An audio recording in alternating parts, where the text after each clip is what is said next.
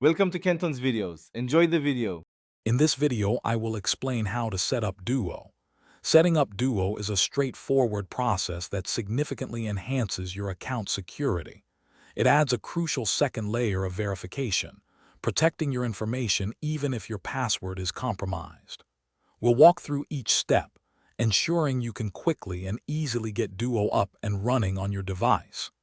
This setup is designed to be user-friendly and efficient for everyone. The first step is to install the Duo mobile application on your smartphone or tablet. Head over to your device's App Store, whether it's the Apple App Store or Google Play Store, and search for Duo Mobile. Once you find it, simply download and install the app. This application is essential for receiving push notifications and generating passcodes, which are key components of Duo's security features. It's a quick download, usually under 50 megabytes. Next, you'll need to activate your Duo account.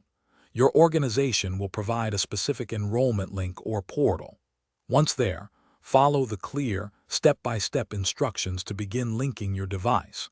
You'll typically be prompted to scan a QR code using the Duo mobile app you just installed.